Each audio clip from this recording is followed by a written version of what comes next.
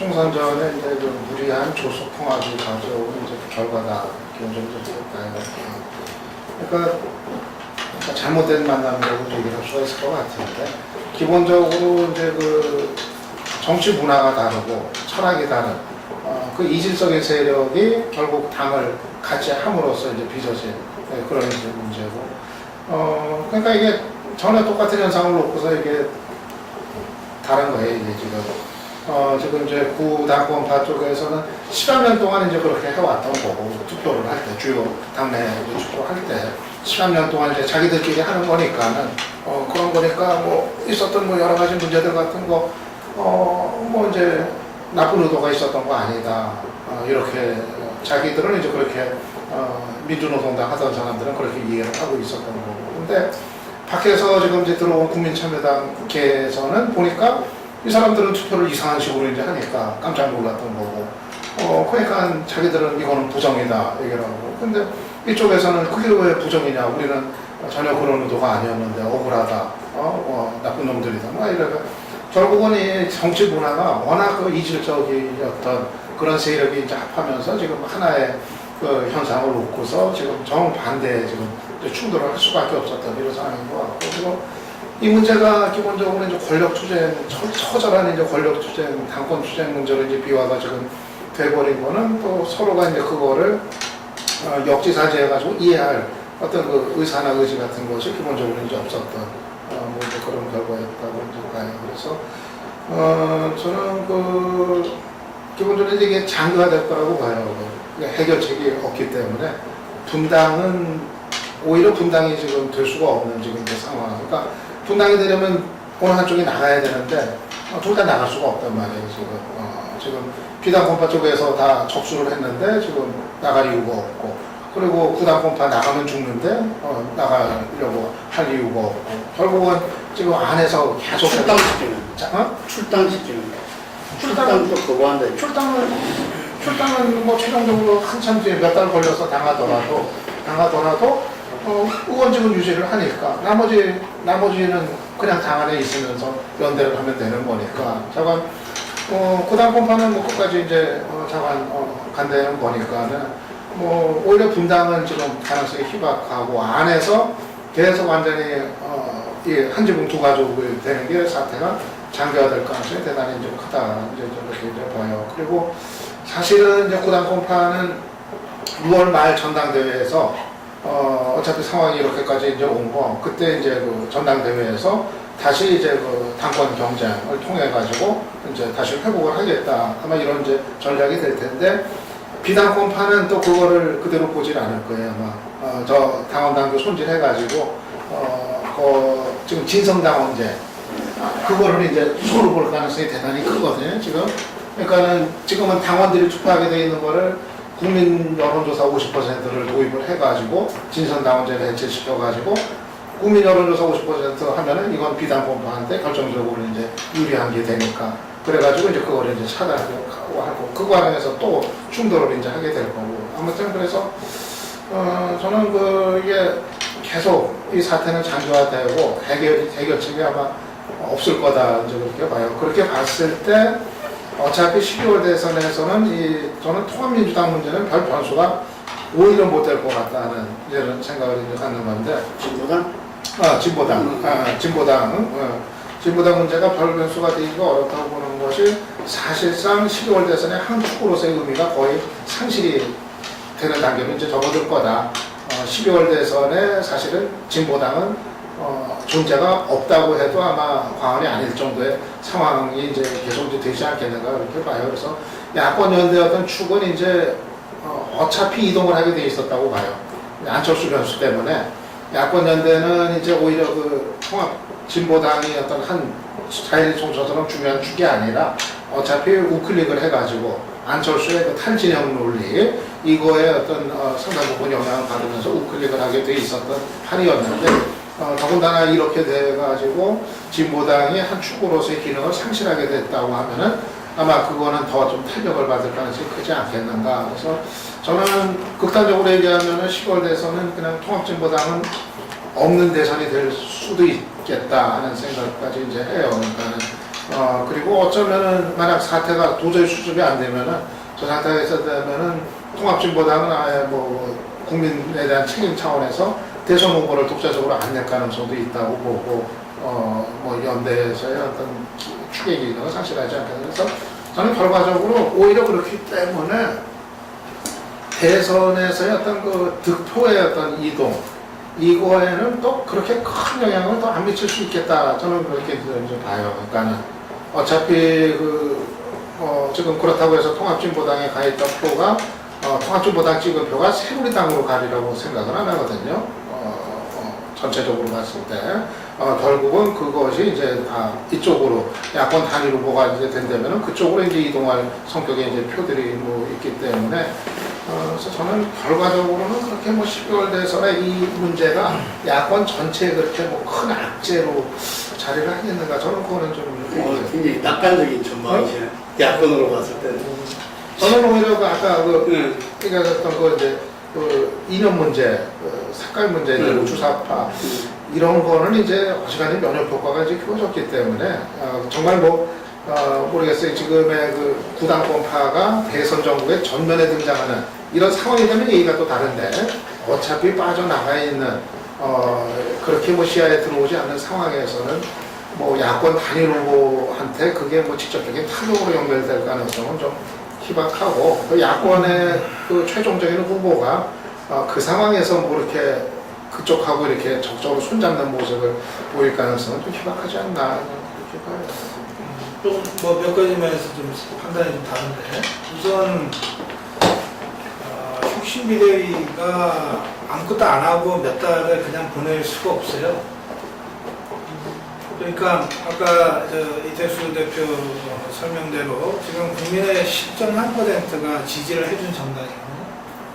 그리고 통합진보당 사태가 지금 이렇게 끝모르게 지금 추락하고 있음에도 불구하고 국민들 중에 아직도 통합진보당 지지자들 중에 지지를 완전히 철회한 사람도 그렇게 많지 않아요. 그러니까 통합진보당이 어쨌든 이 위기를 극복해서 진보정당으로서의 역할을 해야 된다고 생각하는 사람들이 여전히 다수고, 그리고 통합진보당을 지지하지 않더라도 우리나라에 진보정당이 필요해. 그리고 지금의 통합진보당 사태가 혁신비대위 중심으로 잘 수습이 됐으면 좋겠어 라고 생각하는 국민들이 상당히 많아요. 내가 조사 수치까지는 모르겠지만 하여튼 그런 내가 토론을 하면서 이렇게 반응을 보면 그렇단 말이에요. 그래서 이게 실체가 있는 집단이란 말이에요. 이제 통합진보당은 이 집단이 특히 혁신비대위에 대해서 민주노총이나 원탁회의의 제야 원료들까지 다 힘을 실어주고 있고 국민 여론이 압도적으로 이 혁신비대위를 지지하고 있는데 이 상태에서 혁신비대위가 아무것도 안 하고 그냥 이 사태가 장기화된다. 그리고 존재감조차 없는 상태로 대선을 치른다. 저는 그렇게 전망하기가 어렵다. 어떤 형태로든 수습할 것이고, 그리고 이 민주통합당과 야권연대라고 하는 것들을 하려고 할 거다. 그렇게 생각합니다. 그리고 두 번째는 이제 그럴 경우에 이제 제 논의의 포인트는 뭐냐면 그럴 경우에 여권으로부터 주사파 관련 공세, 이념 공세를 받을 가능성이 높다는 거예요. 제 포인트는 이게 지금까지는 그냥 이게 북한 변수 이렇게 실체 없는 무슨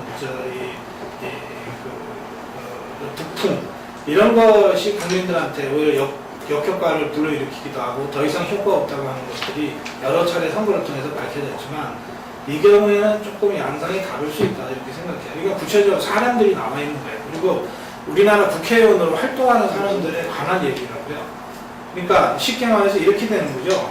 여권에서 이석기가 조선노동당의 당원인지 아닌지 밝혀라 라고 민주통합당의 후보한테 요구하는 거예요. 그럼 민주통합당 후보 얼마나 답답하겠어요. 그게 왜 나이가 다 대표해야 될 문제냐. 당연히 이렇게 대답하겠죠. 그럼 당신은 왜 연대했지 않냐. 그런데 이 사람들이 탈당하지 않고 있으면 아니 정치연합을 했으면 상대방에 대해서 그런 정도 정체성을 확인해야 되는 거 아니냐 라고 공격이 들어오는데 이 민주통합당 후보가 피하기가 어렵다는 거예요. 또 이석기, 김재현 등등을 출당시켰다 칩시다. 그렇다 하더라도 여전히 그 문제는 제기할 수 있어요. 민주통합당이 통합진보당과 연합을 하는 한 통합진보당 안에 주사파 당원이 있다고 그러는데 몇 명인지 사실 확인해봤냐? 이렇게 증거를 할 수 있단 말이에요. 근데 이게 터무니없는 인형공세라고 국민들이 보면은 문제없어요. 근데 지금 양상은 국민들이 그래 저 질문은 할만해. 그리고 민주통합당 후보한테 뭐 문재인이다 안철수다 김동완이다 한테 그래 당신이 그 정도는 답변해야지.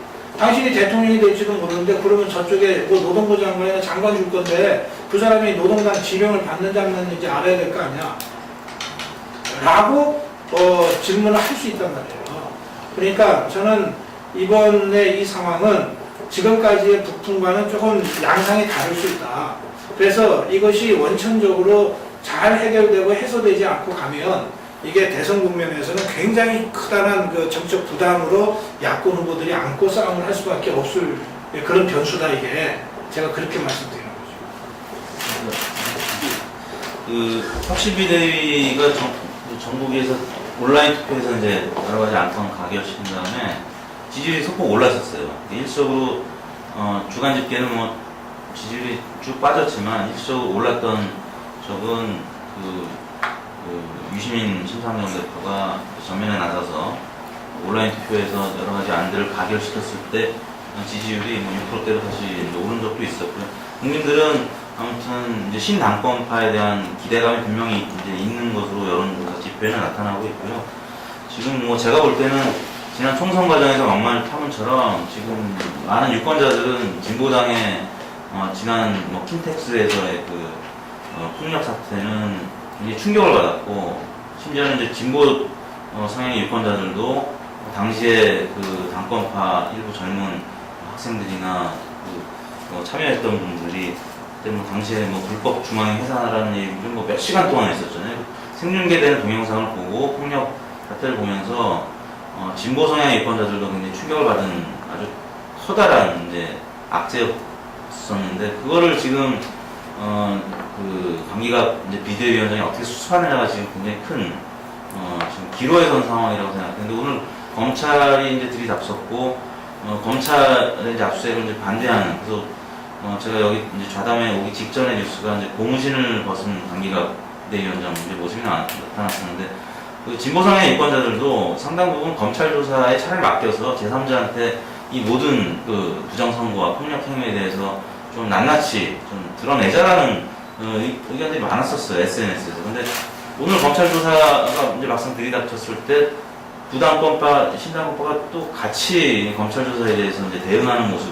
오히려 더 강기갑 비대위원장이 공무신까지 벗어서 지금 또 이제 대응을 하고 있단 말이에요. 이런 부분은 위기관리 능력의 부재로 연결될 가능성이 좀 있다고 봐요. 그래서 최근에 진보당 사태가 진보당 지지율만 떨어뜨린 게 아니었거든요. 민주당 지지율도 같이 출렁거렸고 떨어뜨렸고 새누리당 지지율이 올랐습니다. 이 총선 그 승리 효과, 이 밴드웨건 효과 때문에 지지율이 좀 올랐다가 좀 떨어질만 했었는데, 왜냐면 그 이명박 대통령 측근비리나 여러 가지 이제 악재들이 막 연이어서 터졌기 때문에. 근데 진보당 사태로 다시 새누리당 지지율이 오르고 있고요. 민주당은 같이 덩달아 떨어지고 안철수 원장도 떨어지고 문재인 이사장도 지지율이 지금 안 좋단 말이에요. 이제 이런 커다란 악재가 터졌을 때 지금 진보당의 비대위는 제가 볼 때는 그다지 이 위기관리를 잘 해결할 수 있는 지금 상황은 아닌 것 같다라는 좀 생각이 들고, 그래서 좀 대선에 있어서 굉장히 큰 악재가 터졌다라고. 근데 저는 이런 생각이 좀 들다고 생각하고요. 비례대표를 어쨌든 총당원 투표를 통해서 정하는 과정에서 현장과 인터넷 그 투표에 좀 문제가 생긴 거잖아요, 이게. 그랬을 때 비례대표를 어떤 단합 속에서 어떤 그 지도부가 임명한 공심위원들이 자기들 어떤 개파 이익이나 혹은 그 지도부의 뜻에 따라서 하면 되는 아무 문제가 없고, 왜냐면 그것을 총투표, 당원 총투표였던 그런 프로세스를 통해서 투표하려고 하는 쪽에서 문제가 생긴 거예요.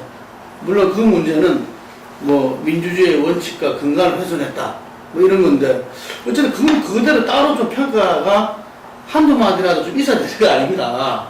진보당은 좀 더 이렇게 이 당심을 제대로 반영하기 위해서 그 했던 그 당한 모습이었다는 부분. 아니 근데 그리고 그 안에 또 하나가 뭐냐면은 폭력 사태 하는데 우리는 숱한 폭력을 무수하게 봐왔는데 킨텍스에서의 그 폭력이 전 국민이 그만큼 가도하게 할 정도의 폭력이었나. 나는 진보라는 이름이 도덕적이고 또 어떤 면에서는 또 알게 모르게 평화주의자들 이런 이미지까지 있다고 그러는데 저는 오히려 더한 폭력도 얼마든지 진보주의자도 할 수 있고 하는 거 아닌가. 이런 것도 한번 문제 제기를 좀 해봐야 되지 않나 이렇게 생각합니다. 아니 그 지난번에 그 공천할 때 그 광주 노회에서 그 자살 사건이 있었잖아. 네.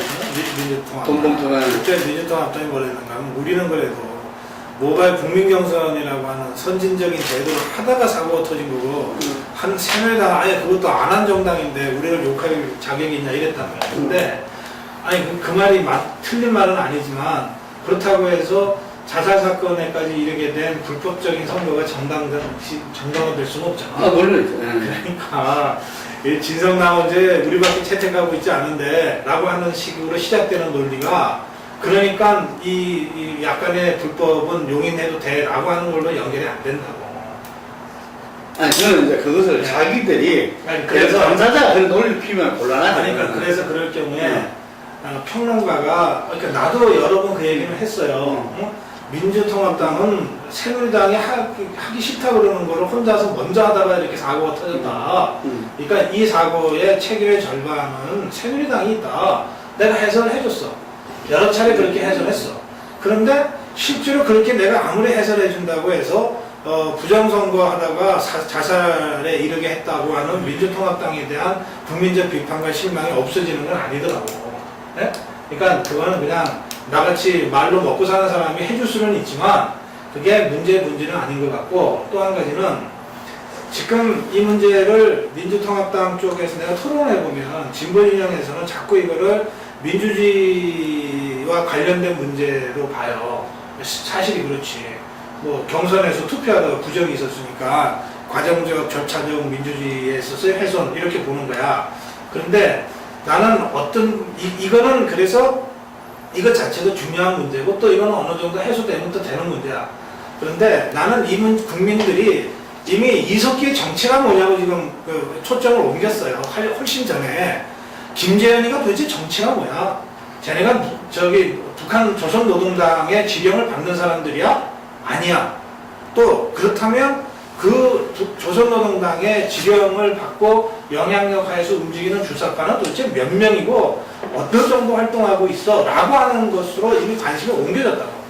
이게 인연공세라고 하더라도 어쩔 수 없는 거예요. 현실이 그래 이미. 그러니까 지금까지 보세요. 한 일주일 열흘 전부터 문제의 포인트는 이석기다 이렇게 다 됐잖아요.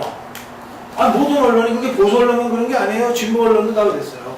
이석기가 문제의 키를 들고 있다. 그럼 이석기가 누구냐? 갑자기 나타난 수수께끼 같은 사람이다. 그게 보수 진보가 어디 있어요? 실제로 진보도 잘 모르잖아. 이 사람이 누군지.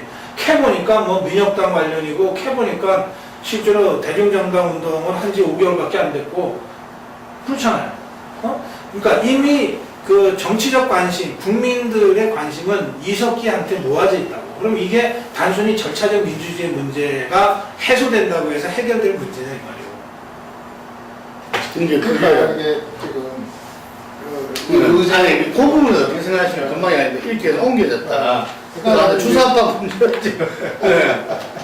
이 의제의 우선순위가 네. 지금 이제 정상적이지 지금 않은 상황으로 일단 일시적으로 이제 정리가 이제 되고 있는 거란 말이에요. 지금 사실 뭐 이석기, 김재현이 사퇴하면 문제가 해결이 되느냐. 지금 사실 이게 원래 경선 부정 여부 이제 그거를 둘러싸고 이제 시작이 됐던 건데 지금 그 문제는 지금 실종이 돼 버리고 정작 지금 대전제 이거에 따라서 진짜 경선 부정이 어느 정도의 것이었느냐. 정말 의도적인 거냐 아니면은 그냥 관행이었느냐 이런 거에 따라서 그거에 따른 어떤 책임의 수준이 이게 또 달라지는 이런 문제였는데 지금 그 부분에 관한 최종적인 정리가 되지 않은 상태에서 지금 그 부분은 정작 실종이 되고 지금 이석기, 김재현 사태가 문제의 전부인 것처럼 이렇게 이제 되어버린 거. 일단 이건 저는 일단은 뭐 그 의제 어떤 우선순위에 있어서는 대단히 좀 이제 비합리적인 이제 그런 이제 상황이라고 이제 봐요. 그리고 현실적으로 봤을 때도 그러면 두 명이 사퇴하면 지금 이 사태가 해결이 될 건가는 전혀 아니라고 봐요. 지금 그 문제는 지금 하나의 지금 일시적인 이제 고리로서 지금 이제 등장을 했을 뿐이지 서로 출당을 돼서 내쫓는다 하더라도 지금 그 내부는 지금 장기화될 수밖에 없다. 그건 좀 다릅니다. 그런 이제 아, 상황이고. 좀 다른 뭐냐면 지금 14명의 경선 비례대표 후보를 사퇴할 것을 중앙위가 공고를 했잖아요. 그런데 10명은 사퇴하겠다고 한 거예요. 4명이 버티고 있잖아요. 그 4명은 이석기, 김재현하고 7번, 8번 이름 모르겠는데 이 사람들은 부당권파잖아요. 그러면 이석기, 김재현이 사퇴하면 문제가 해결될 거냐. 이석기, 김재현이 사퇴한다는 뜻은 부당권파가 자기들이 사퇴하겠다고 결정한다는 뜻입니다. 그러면 문제 해결이 시작되죠. 중앙위의 권고 결의안을 부당권파가 사퇴 안 하는 거예요. 거예요. 사퇴 얘기한 거는 내쫓는다고 그러면 해결이 되느냐? 아니, 실제는 전혀 다른 거지. 그러니까 중앙위의 권고는 사퇴 권고였고 사퇴 권고를 받아들이면 문제 해결이 시작돼요. 그러니까 실제로 두 사람이 이석기가 사퇴하냐 안 하느냐라고 하는 건 굉장히 중요한 포인트예요. 절차적 민주주의라는 관점에서 보더라도 그것이 문제 해결의 출발점이 될 수 있는 거예요. 이게 사퇴 해결이 될 수가 없는 게 아무리 내쫓아도 출당을 시켜도 아니, 사퇴. 본인이 자발적으로 본인은 사퇴를 사퇴를 안 하는 거고. 그러니까 안에서 문제가 안 풀린다 이 말이지. 사퇴할 가능성은 없는 출당은 거고. 지금 저 차원이 다른 얘기고. 남은 이제 출당밖에 없는데 본인들은 사퇴 안 하는 거고. 아니 아까 얘기를 사퇴한다면 문제 해결이 되냐고 얘기를 했길래 사퇴하라고 그러니까. 사퇴한다면 문제 해결이 될 수 있다. 내가 그렇게 발언했거든. 사퇴하라고 그러니까 사퇴한다고 해결이 되게 되냐 이제 근데 기본적으로 아니 그러니까 사퇴한다면 해결이 된다니까. 아니 기본적으로 지금 구당권파 쪽에서는 대전제를 지금 인정을 안 하고 있는 아니 거기 그러니까 때문에. 지금 말을 사퇴한다면 되겠느냐고 그러니까 사퇴한다면 된단 말이오. 사퇴 안 하니까 안 되는 거지. 내 얘기는 그런 것이고 그 다음에 그럼 이 사람들이 그 주사파인지 아닌지가 그러니까 어젠다가 지금 잘못 전도된 거 아니냐? 잘못 전도됐어요. 그리고 거기에는 보수 언론이 집요하게 그렇게 어젠다를 바꾸기 위해서 노력한 게 있어. 그런데 그 이전에 동시에 같이 봐야 될 거는 이 사람들이 초기에 문제가 제기됐을 때 사퇴했으면 이렇게까지 안 간다고. 보수 언론이 아무리 이걸 몰아가려고 해도 거기까지 몰아갈 수 없단 말이에요. 힘이. 이미 사퇴한 사람을 무슨 부관 참시하듯이 이거는 지나치다라고 언론이 만들어졌을 가능성이 많다고요. 저는 지금 뭐 거기에다 뭐 같이 판단을 하자는 게 아니라 전망을 하는 거예요. 지금. 아니, 그러니까. 그러니까 내 얘기를 할게요. 난 이제 전망을 하는 거예요. 전망. 그러니까 이게 이제 조기에 종식되기가 이제 지금 어려운 상황이다. 지금 이제 그 얘기를 하는 거고. 왜냐하면 이제 기본적으로 이제 부당권파 쪽에서는 지금 기본적인 부분에 대해서 이제 인정을 안 하고 지금 비당권파 이쪽에 그거를 이제 거부를 하고 있기 때문에 이게 뭐 두 당선자 문제가 어떻게 된다 하더라도 처리가 어떻게 된다 하더라도 기본적인 갈등 관계 이거는 뭐 계속 지속이 이제 될 수밖에 없고 그게 뭐 1차 고비는 이제 뭐 6월 이제 전당대회가 과연 어떤 룰에 따라서 어떻게 될 것인가 뭐 그런 게 되겠고 그리고 그 이후에도 이건 좀 장기화될 수밖에 없는 거라고 봐요. 그렇기 때문에 나는 그래서 차라리 이런 상황에서는 이제 그 통합진보당 이제 내부 문제는 그냥 자기들끼리 알아서 당원들의 문제니까 당에서 알아서 자관 끝장을 보고 뭐 1년이 걸리든 뭐 6개월 안에 되든 1년이 걸리든 2년이 걸리든 그렇게 하고 난 상당 기간은 이 통합진보당 이 진보당이 진보정당이 좀 재구실을 하는 거는 상당히 좀 시간이 걸리지 않겠는가. 어차피 아까 이야기한 있기 때문에 그래서 저는 주사파 문제는 어찌될 거냐 이거야. 주사파 문제. 주사파 문제는 그거는 지금 조중동이 갑자기 지금 거예요. 지금 이제 그거는 이야기한 거는 나는 그거는 뭐 대선에서는 뭐 직접적인 큰 영향은 없다고 봐요. 적어도 이제 그런 거에 관한 이제 그 면역 효과는 어느 정도 이제 좀 그 내성이 이제 키워진 뭐 그런 이제 상황이기 때문에. 조사에서 혹시 주사파에 관한 데서는 체크해 본 게 있어요? 아니요, 주사파 관련된 직접적인 조사는 최근에 뭐 저희도 그렇고 한 데는 없었어요. 왜 안 하지? 그걸 한번 해야 될 것 같아요. 예를 들면 현안으로서 예를 들면 주사파 정도에서 어느 정도 보수 중도 진보 어느 정도 연령을 따라서 저는 오히려 진보당은 이번 대선에선 차라리 그냥 빠져 있는 게 낫겠다. 그냥 골치 아프게 하고. 아니, 지금 희망사항을 얘기하는 게 아니고 내가 그러면 내가 희망사항 얘기한 게 아니잖아. 아니 그런 가능성도 있다고 봐요. 근데 너무 진보당의 지금 가는 행보가 정치권자들이나 언론이 사실 재밌어요. 그 내부 재밌다. 그럼요. 그렇기 때문에 상당 부분 관심사가 언론, 되고 있다. 오프라인, 온라인에 혹은 SNS에서 지금 상당 부분 지면을 차지하고 있는 거고요. 그게 굉장히 주된 관심 포인트. 나는 이래 이야기했는데. 굉장히 중요한 포인트인데, 미안해. 예. 굉장히 중요한 포인트. 내가 지금 3주째 이 방송을 나가면 첫 번째 질문이 통진당이거든. 그런데 앵커들도 이게 오늘 또 통진당 얘기해야 되겠는데 이거 하면서 한다고요. 그 얘기 뭐냐면 이게 3류 드라마인데 재미는 있는 거야. 시청자들이 그거를 관심을 갖지 않으면 3주 이상 이걸 탑으로 끌고 갈 수가 없어. 그렇지. 이게 무슨 보수 언론이 무슨 인연 봉쇄한다고 끌고 가지나 이게? 그러니까 이게 뭔가 계속 새로운 스토리가 나오는 거예요. 3류 드라마는 확실해. 네? 그런데 재미는 있어. 그러니까 가는 거지. 나는 이게 대해서 이렇게 하는데, 지난번 총선에서 의석수는 새누리당이 가반을 차지했지만 득표수에서는 조금 모자리 있다, 오히려 이 야권인데 그 부분에서 5대5의 긴장 속에서 이 일이 터진 거야. 이거야말로 호재지. 이게 뭐 이걸 끌고 갈 수 있냐 없냐를 떠나서 선거 전략상으로 봤을 때는 그렇지. 이게 한쪽에 어떤 파열구를 내는 거거든. 고리를 갖다가 끊을 수밖에 없게 되는 거야. 지금 이제 우리 유 박사님 이야기한 대로 지금보다 아무것도 안 하고 있으면 좋겠다. 뭔가 하려고 같이 하다 보면 서로 엮이고 골치 아파지니까. 그러니까 야권 연대가 될 수밖에 없다. 전체적인 승부에서는. 하지만 야권 연대가 진보당과의 연대는 느슨해질 수밖에 없고 형태를 달리할 수밖에 없는 상황이 온다는 거죠. 그래서 이 부분들을 갖다가 우리가 뭐 언론도 다 나눠져 있는 거 아니야? 진짜 뭐 그 임태희 만났다. 공공사회도 다 나눠져 있고 다 나눠져 있는 거야 대한민국이. 이게 다 나눠져 있으니까 이 속에서 이걸 치면은 상대를 이걸 치면 이쪽이 약해지는 거고 이게 그러면 이쪽에서 이 강해지는 거고 이런 거니까 이게 계속 그 되고 있다 봐요. 2007년도 같은 경우에 저는 그 민노당의 어떤 분당 과정을 생생하게 겪어봤어요.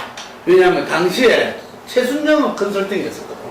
그 여자가 그 여자란 말하면 안 되지 하여튼간에 그 여자라고 해야지. 여자 맞죠? 아니 난 놀랬어. 나한테 컨설팅을 맡긴다는 자체에 대해서. 근데 그 정도 조금 이렇게 이 승리에 대해서 뭔가 이 어떤 신념이 있었던 거야. 부처님인데. 그러는데 그게 분당으로 깨지면서 굉장한 상처를 받은 거지. 예. 그런데 그게 나는 원인이 이렇게 그 뭐든 PD와 이 자주파 뭐 사이 어떻고 저떻고 이래 했지만 직접적으로 본 거는 대선에서 참패라는 거야. 대선 참패. 2007년도. 그럼 대선 참패가 어디서 왔느냐? 아까 국민참여당하고 3자가 모이다 보니까 이쪽은 간행이었다 이야기하는데 간행이 아니고 민노당도 2007년도 대선 후보 경선 때 이미 이런 일이 벌어졌던 거야. 이번 일 같은 게 대선 후보 경선 때 이미 벌어졌다니까. 그래서 그 당시에 현재의 구당 분파 친구들이 자기들 어떤 노선상은 아니지만 권영길 후보를 밀었던 거고 노회찬 심상정이가 피해 쪽에 나왔는데 이게서 보면은 뭐 예를 들면은 뭐 그 주민등록 옮기고 뭐 예를 들면은 이러저러한 부분들이 눈 뜨고 전부 다 당한 거야. 이쪽에서는. 그런데 자기들은 유시민의 국민참여당 출신들이 이번에 문제제기했지만 자기들은 그걸 대외적으로 문제제기할 수는 없었지. 예를 들면 당시에 그랬던 거예요. 그게 대선 참패로 이어지니까 이제 거기에 대해서 책임론이 불붙었던 거고 그 속에서 결국은 그 당시에 무슨 사건이었죠? 그 사건 속에 1심에 속에서 어떤 그 사람의 출당, 사감 이런 문제를 가지고 분당이 됐잖아요. 그런 게 이미 내재되어 있던 문제였다는 거죠. 이런 것들이 이게. 그래서 이번 대선을 앞두고 자기들은 한번 그렇게 겪어봤기 때문에 이 노회찬 심상정의 이런 이 진보신당의 통합파 쪽에서는 절대 안 내리라 그러지. 이 레일에서. 먼저 내린 사람이 바보거든. 이게. 공참여도 절대로 안 내리라 그러고. 그래서 난 그 범야권 입장에서 이게 나는 원래 대선 치르는데 그렇게 너무 복잡한 문제가 아닌 게 어차피 그 야권 연대 기본 중심의 축은 이제 문재인하고 안철수가 중심이거든요. 그러니까 이 사람들이 바보가 아닌 이상은 그 통합진보당과의 연대 문제를 어떻게 할 것인지 나는 그 상황에 따라서 기본적으로 탄력적으로 판단을 할 거라고 봐요. 만약에 저게 조기에 정상화가 돼가지고 좀 제한적이나마 추계 의미가 있겠다 하면 할 거고, 그게 아니다 하면은 그냥 따로 가자 이번에는. 당신들은 당신 문제나 좀 정리하는 게 좋겠다. 그러면 그거는 뭐 진보당 쪽에서도 그건 다 이해가 될 그런 정도 이제 계제라고 보고요. 그래서 난 그거는 뭐 이 야권 후보들이 뭐 이렇게 바보가 아닌 이상에는 아까 얘기한 것처럼 그렇게 뭐 역공격을 받아서 뭐 타격을 받을 정도의 그런 무리는 저는 하지 않을 거라고 보고. 우리가 10분간 하려 했는데 30분째 남았다 이거. 자꾸 그 마지막 이야기야. 요 이야기는 무조건 끝. 여기도 없다는 자꾸 낙관적으로 보는데 나는 그렇게 쉬운 문제는 아니라고 봅니다. 그러니까 뭐 이것도 조금 좀 조금 위험한 가설이긴 한데 저는 그 혁신비대위가 부당권파를 출당할 거라고 생각해요. 출당 조치를 일단 취할 거라고 생각하는데 전체 다를 하지는 못할 거고 그냥 드러난 4명 국회의원들을 출당할 거라고. 그러고 나면 이제 혁신비대위 중심으로 당을 쇄신해야 되잖아요. 근데 이 쇄신하는 것이 2가지 축으로 이루어질 거다. 하나는 이제 당 내에 좀 상처받은 것들을 어루만지고 또 지도부 다시 구축하고 또 잘못된 그 정치 문화 풍토를 좀 개선하기 위한 제도 개선을 하고 이렇게 할 거예요. 근데 그것만 갖고는 사실 하세월이란 말이에요. 그래서 더 중요하게는 야권연대에 적극적으로 임할 거라고 생각합니다. 일단 부당권파를 출당하고 나서 대선 승리의 역할을 하겠다라고 적극적으로 나설 가능성이 많아요. 그러면 이게 쇄신을 하면서 이제 야권연대에 적극적으로 행보를 하면 지금도 4% 가까이는 지지도가 있다고 했는데 쇄신하는 과정에서 다시 6-7% 정도로 회복 가능하다고 봅니다. 그럼 그 정도의 지지율을 기록하고 있는 정당이 후보를 내건 안 내건 어쨌든 야권 연대에 적극적으로 나서겠다고 하는데 이건 민주통합당에서 야 너네 뭐 괜히 어쩌고저쩌고 돈 안 되니까 이번에는 따로 놀자 라고 내칠 수 있냐. 이게 이미 총선에서의 선거연대를 통해서 어쨌든 연대를 했단 말이에요. 그 연장선에서 대선 연대를 하자고 하는 것인데 더구나 저쪽에서는 자체 내 문제를 일단 정리하고서 지금 쇄신하면서 연대하려고 했는데 이걸 거부할 명분이 없다고 봅니다. 그리고 현실적으로도 5%, 6%의 지지도는 이거는 수표를 당연히 가를 정도의 표죠. 그래서 이게 야권 민주통합당 입장에서는 안철수건 문재인이건 야 너네 귀찮으니까 이제 옆에 떨어져 있어. 그렇다고 너네 표가 뭐 박근혜한테 가지 않을 거니까 결국 우리한테 오겠지. 이렇게 간단하게 계산할 상황이 아닐 수 있다. 일단 그렇게 봐요. 근데 그렇게 보면 제 느낌에는 민주통합당이 그러니까 결국은 쇄신하는 혁신비대위 중심의 통합진보당과 정치연합을 안 할 도리가 없을 거예요. 한쪽에는 안철수와 한쪽에는 안철수가. 그러면 이렇게 되는 순간 아까 제가 말씀드린 대로 이 주사파 공격을 비롯한 이 인연 공세에 노출되는 거죠. 근데 이것도 다 예상되지만 나는 불가피한 선택이라고 보는 거죠. 그 박홍이 옛날에 거기 몇 년도죠? 각계각층이 주사파 암양하고 있다. 그게 80년대 후반 같은 90년대 옛날에도 그거 있었어요. 그 국민정부 때 주로 그 짓을 그 발언을 많이 했어요. 많이 했죠. DJ 대선 그게 2012년도에는 통할 것인가? 92년 DJ가 대선 치를 때 그때 막 막판에 선거 며칠 앞두고는 뭐 정부연합하고 그때 연합을 했었지. 그때 뭐 김일성 피리 불고 막 자관 그런 거 막 돌리고. 자, 지금 한 20분 남았는데요. 예를 들면 뭐 진보당에 대해서는 여러 이야기들이 나왔습니다. 그래서 아까 처음부터 결국은 우리가 이제 대선 1라운드의 지도부 그리고 세력으로서의 야권 연대 관계를 했는데 구체적인 좀 대선 주자 박근혜 이야기는 아까 이 중간쯤에 쭉 했던 것 같아요. 이게 시간상 박근혜 이야기 다음에 제대로 하면. 근데 대선 지금 뭐 아니. 사람 하나하나 얘기를 지금 해요? 아니, 다음부터 제대로 하고 지금 현재까지 있었던 점에서 박근혜 이야기는 아까 했으니까 뭐 지금 놓은 이야기하시는 문재인, 김두관 다음에 대선 주자를 어떻게 나눠서 할 텐데. 인물별로 얘기를 그건 아직 내 생각은 네, 어떻게 박근혜 되는 한번 하고 비박 한 번 따로. 하고.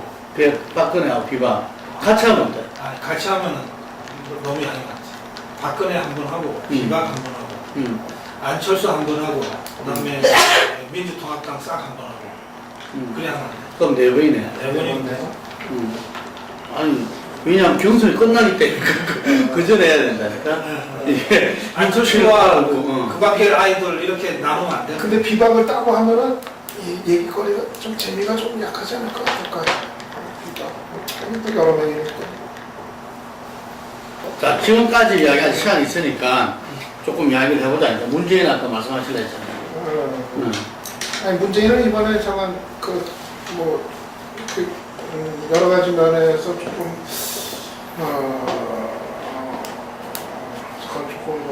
문제 좀 있었던 것 같아요. 문제가 있었다.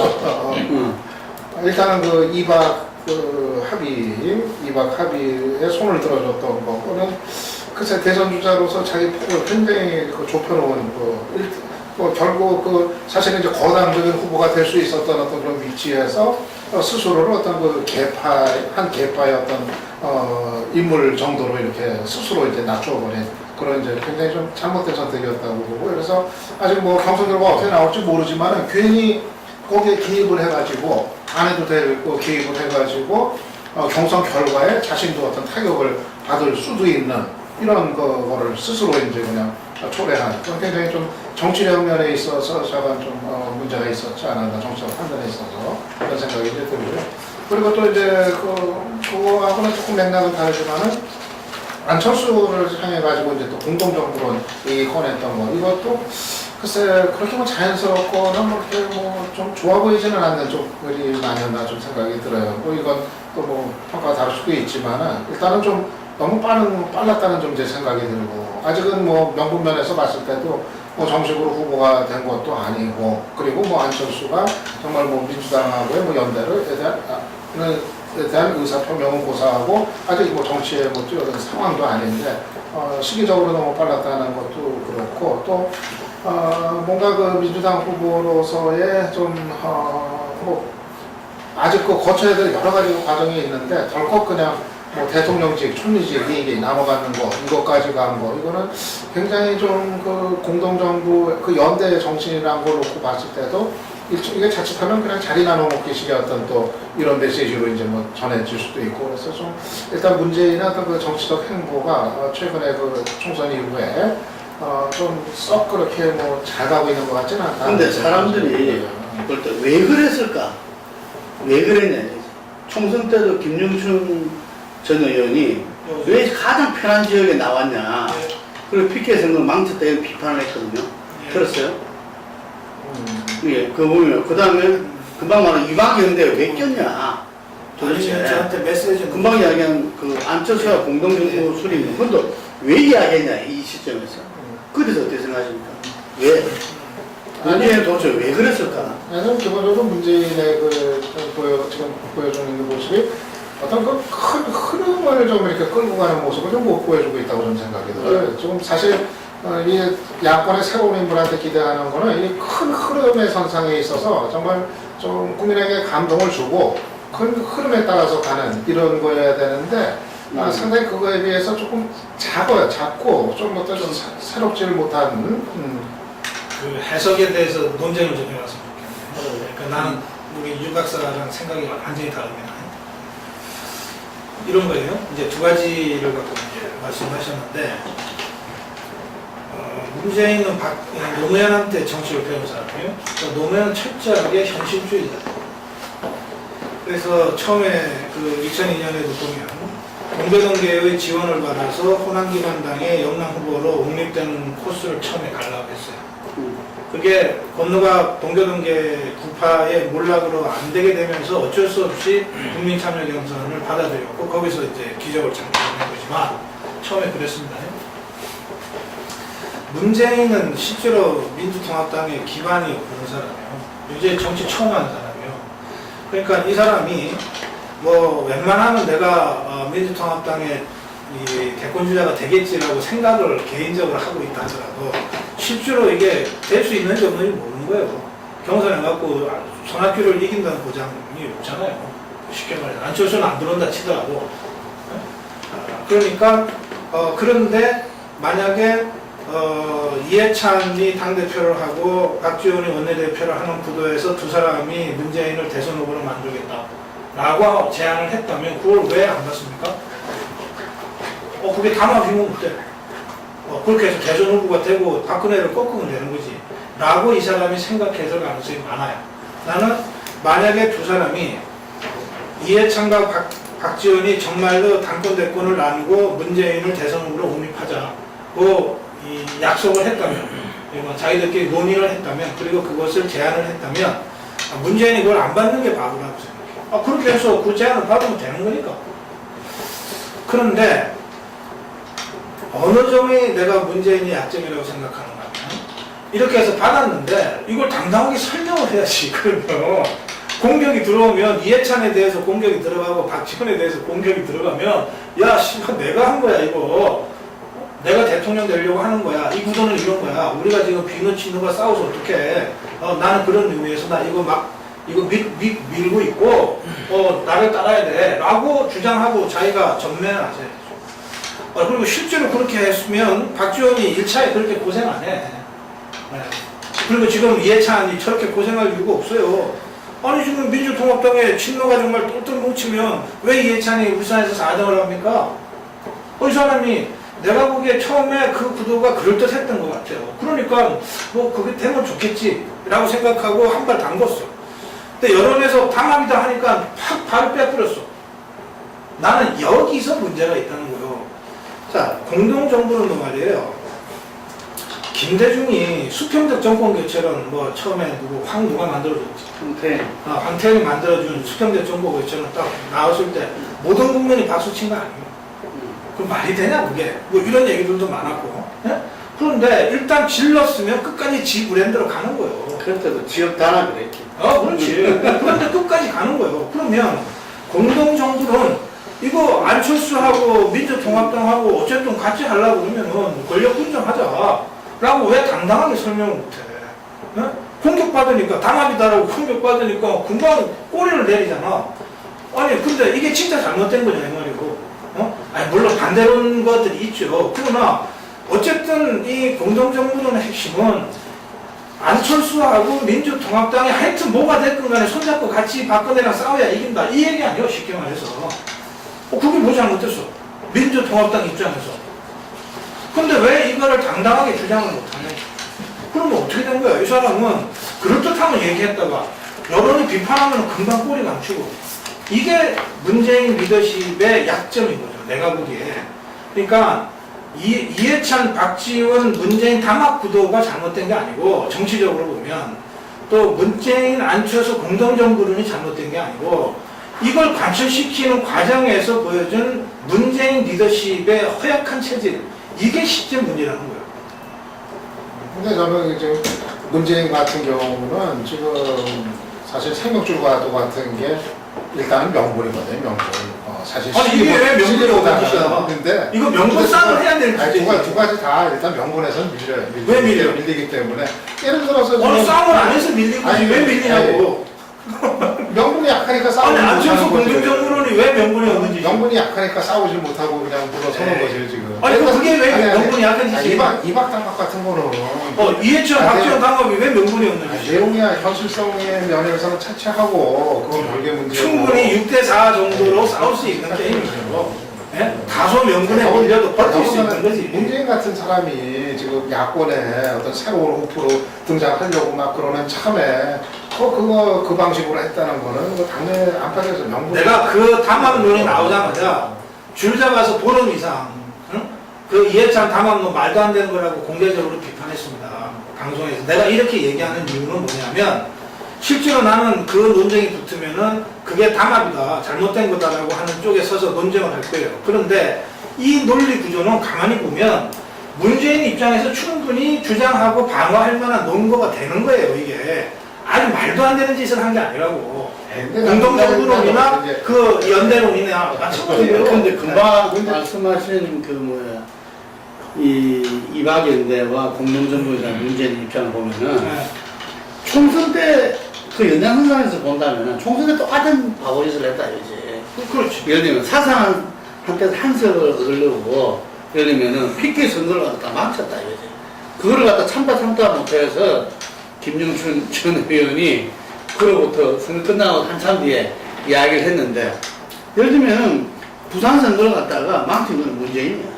그래서 난 석고대를 해야 된다고 그 보는데 그런 절차 하나도 없이 또 자꾸 이제 뭔가 국민 전화 예를 들면은 그런 걸 하다 보니까 이게 일단 본인부터 수도를 해야 될 것 같아요. 내가 볼 때 이 대선 주자로서 정말 자기가 이 권력 의지와 그리고 정권 이 아까 말한 큰 흐름에 대해서 자기가 뭘 붙잡고 그 어떤 사람들과 어떻게 해나갈 것만에 대해서 이런 부분들에 대해서 이 너무 이렇게 좀 이렇게 이 테크놀로지 측면에서 좀 하고 있는 거 아닌가. 그러다 보니까 뭐야 이 사람들한테 실망감 계속 안겨주고 있고 이것이 자기가 어떤 과정에서 단일화 과정에서 어떤 위치를 찾아가는가 지금 중요한 자산이기 때문에 이게 상당히 약간으로서는 저는 큰 손실이다 이렇게. 비슷한 얘기가 뭐예요? 뭐 비슷한 얘기인데 문재인 정도 지금 이상이면은 사실 조금 그 강한 메시지를 줄 수 있어야 되는데 국민들한테 그게 이제 약화되는 거예요. 그러니까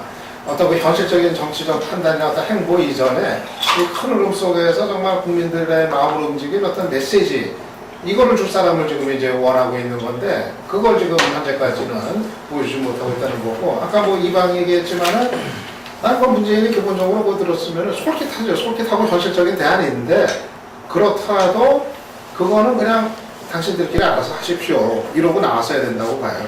왜냐하면은 이게 발목이 잡히는 일인 건 뻔하거든요. 불을 보듯이 부담이 따르는 일인 게 뻔한 건데 왜 그렇게 작은 그 싸움 작은 그 다툼에 거기서 발목이 잡히고 아웅다웅하는 이거는 좀 아니라는 거죠. 그러니까는 저는 대안으로 떠오르는 게 시간 없어요. 대안으로 떠오르는 게 김두관인데 김두관 지사는 왜 그렇게 지지율이 안 오릅니까?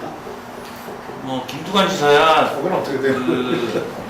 스킨십에 있는 뭐 기자들은 높게 평가를 하는데 그게 언론을 통해서 유권자들한테 전달되는 데는 상당히 거리감이 좀 있고 뭐 인지도가 낮다고 하지만 인지도는 김두관 지사 저는 낮지는 않다고 봐요. 뭐 이미 많은 언론을 통해서 상당 부분 보도가 됐기 때문에 이제 지지도가 낮은 거죠. 지지도가 지금 저희 조사하면 2%인데 문재인 이사장이 뭐 그래도 지금 한 12, 3% 나오거든요. 그러니까 안철수 문재인에 비하면 굉장히 낮은 지지율이죠. 이게 뭐 인지도가 낮아서 지지도가 낮다고는 보진 않아요. 이 대중적인 어떤 매력이 이 다른 후보들에 비해서 뭐 현저히 떨어지고 이분의 뭐 실제 육성을 들어본 유권자들은 별로 없습니다. 기자들이 뭐 들어봤겠지만 일반 유권자들은 뉴스를 통해서 김두관 지사의 육성을 들어본 적이 없고 문재인 안철수 이 두 후보는 뭐 힐링 캠프라든지 무릎팍도사를 통해서 유권자들한테 이미 장시간 노출이 됐고 이분들의 뭐 인간성의 됨됨이를 다 이미 봤단 말이죠. 근데 김두관은 이미 뭐 아직은 유권자들한테 노출될 기회가 전혀 없었고요. 저는 이제 문재인 이사장과 관련해서 한 말씀 더 드리고 싶은 게 노무현 이제 전 대통령과는 조금 다른 게 이분은 이제 문재인 이사장은 정치권에 데뷔하자마자 이미 대선 주자로서 데뷔가 됐고 뭐 잃을 것이 너무 많은 상태에서 시작을 했어요. 지지율이 뭐 굉장히 그 높은 상태에서 정치를 시작한 거랑 다름이 없죠. 근데 노무현 전 대통령은 대선 주자로서 정치를 시작한 건 아니었었고 그냥 일개 국회의원 후보로서 정치를 이제 시작을 했죠. 하나씩 쌓아갔기 때문에 잃을 것이 없었죠. 근데 문재인 대통령이 지금 이렇게 너무 가진 게 너무 많아요. 지지율도 굉장히 고공을 행진을 했었고 그렇기 때문에 사상 그 지역구에서도 선수한테 발목이 잡힌 게 여기서 져버리면 다 잃는 것이 되고 이번이 마지막 대선이라고 생각을 하는 듯한 느낌을 좀 가졌어요. 그래서 그만큼 좀 스스로 그 이번 대선 절박하고 불안하고 뭐 이런 좀 그 여유로움이 없는 거죠. 가진 것이 있기 때문에 좀 그런 생각을 좀 했었어요. 처음 들어보네요. 아니 김두관 뭐 콘서트 사회도 보시고 아주 다크호스로서 이렇게 주목되는 축구입니다. 왜 그럴까요?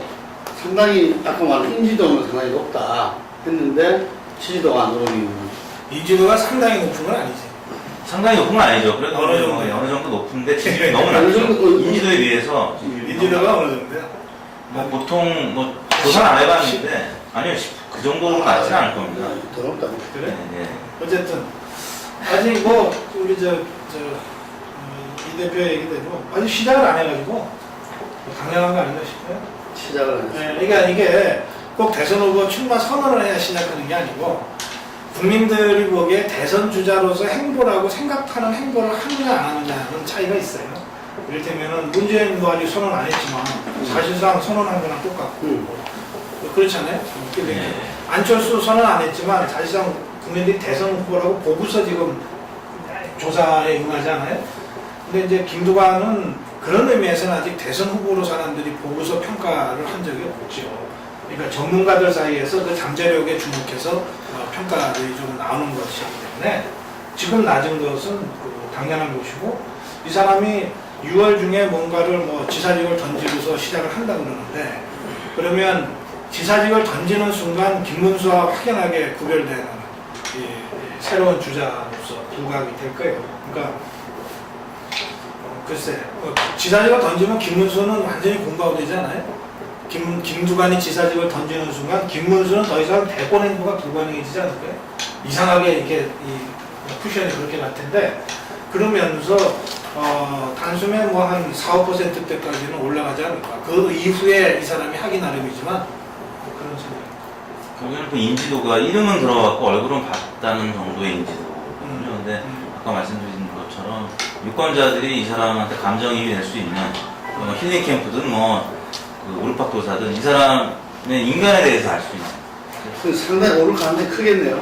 왜냐하면 스토리 있는 후보라 그러니까. 그럼에도 불구하고 인간적인 매력은 그 기존의 안철수 문재인 이사장보다는 그냥 반듯한 공무원 이미지거든요. 그래서 김두관입니다. 김두관이가 아직 반듯한 공무원이에요. 그런 이미지예요. 지금은 전혀 다른데. 그렇기 때문에 이제 그러니까 극적 반전이 가능한 표심을 아직은 던질 준비가 안 돼 있는. 어떻게 반듯한 공무원 이미지가 형성돼요? 일반 유권자들은 그렇게 알고 있는 거죠. 얼굴이 반듯하잖아.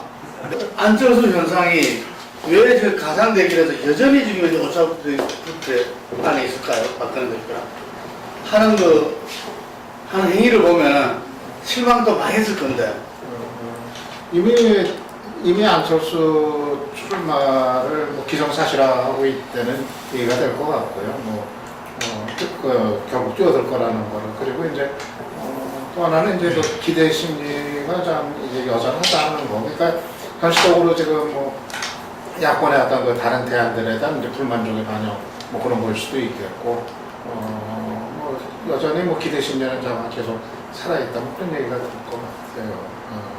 그래서 난 기본적으로 일단 안철수가 정식으로 이제 뛰어들겠다는 선언을 하면은 전반적으로 이 범야권의 어떤 전반적인 뭐 분위기라든가 어떤 그런 거가 좀 많이 이제 변화하지 않겠는가 그렇게 예상이 되고 지금은 이제 뭐 워낙 뭐 다른 야권에서 뉴스거리 지금 나올 게 없기 때문에 사실은 지금 저 진보당 문제 가지고 지금 한 보름째인가 열흘째다가 저렇게 집중적으로 저것만 계속 하고 있는 것도 가능한 상황인데 또 한 뭐 다음 달 이제 6월 한 중순 접어들면서 안철수가 정식 선언하고 그러면 전반적인 분위기가 좀 터닝 포인트가 있지 않겠는가 좀 봐요.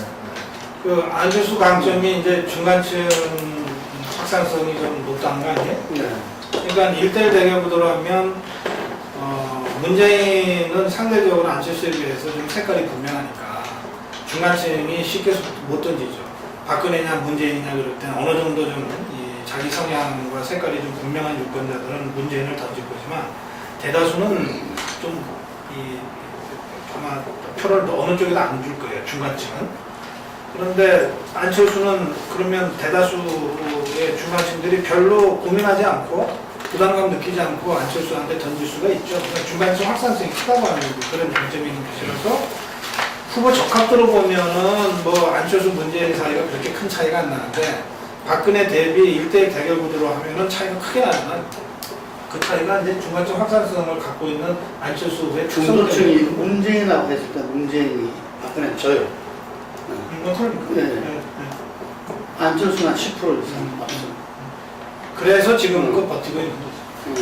안철수 원장 아버님이 얼마 전에 그 민주당 경선에 참여하지 않을 것이다라는 국제신문과 인터뷰를 했었잖아요. 그리고 나서 병원을 뭐 갖는다는 얘기 받았겠죠. 근데 저는 그게 중요한 어떤 포인트라고 보는 게 그 발언이 있고 나서 부친의 발언이 본인의 발언도 아니고 부친의 발언이 있고 나서 안철수 원장 지지율이 빠졌어요. 많이 빠졌어요. 그러니까 안철수 원장은 이 고공행진을 하는 이유가 아직 드러나지 않은 상황이고 검증되기 전이고 뭐 총선에도 개입하지 않았고 그러니까 여러 가지 그 뭐 유탄으로부터 지금 뭐 한 번도 맞아본 적이 없는 뭐 그런 상황이기 때문에 앞으로 6월 달에 만약에 출마 선언하고 여러 가지 검증 과정 거치고 일단은 뭐 야권 연대가 중요한 거죠. 야권에서 일단 그 단일화 과정에서 이겨야 되니까 이제 야권 내부에서도 검증 과정을 거칠 텐데 그러니까 여야를 넘나드는 검증 과정을 거치는 과정에서 얼마나 잘 버텨낼 수 있을 것인지 저는 굉장히 어려울 것이 있다고 봐요. 왜냐하면 이분이 정치를 했던 분이 아니고 조직이었기 때문에 과연 이 험난한 이 정치의 길을 걸으면서 그 유탄으로부터 자유롭게 지금처럼 고공행진을 할 수 있을 것인지 지난번 그 부친의 발언 때문에도 지지율이 출렁거리는 걸 봐서는 유권자들이 이렇게 아주 굉장히 로얄티 있게 아주 단단한 그런 견고한 지지는 아니라고 저는 아까 문재인 얘기를 하면서도 너무 높은 지지율로 시작해서 사실 안철수가 굉장히 높은 지지율로 시작을 할 거라고요. 그리고 선언하는 순간 일종의 컨플러스 효과 같은 게 생겨서 플러스 5 정도가 더 뛸지도 모르죠. 그런데 문제는 거기서 더 갖고 오기가 힘들다는 거예요. 그러니까 출발할 때 거의 최대치를 기록하고 출발을 하는 상황이에요. 안철수의 경우에는. 그러니까 이제 지금 이 대표 얘기대로 이제 그것을 잘 끝까지 유지해서 가는 방법밖에 없는 거죠. 근데 이게 그게 안철수가 아니라 누구라도 힘든 거구나. 네, 그런 점에서 어느 정도 이 지지율 조정은 불가피할 건데 이 지지율 조정이 최고치를 기록해도 박근혜랑 박빙일 텐데 여기서 박근혜는 이미 여러 차례 지지율 조정을 거쳐서 여기까지 와 있는 거고 이제 지지율 조정으로 약간만 떨어지면 이제 여기서부터 상당히 힘들어지는 이런 상황이 예상이 되죠. 그래서 우리가 다음에 결국 검증을 한다면은 예를 들면 그 지금 검증해라 한다라고 안철수 검증이 가장 하지 않나 해도 다른 사람들은 검증이 어느 정도 문재인, 안철수, 김두관 이런 사람들이 검증이 잘 안 된 사람들이니까 그렇죠. 이게 오히려 박근혜 뭐 수도 없이 검증된 사람 임태희도 검증 안 했어. 하여튼 오늘 여기까지 하겠습니다. 네, 수고하셨습니다.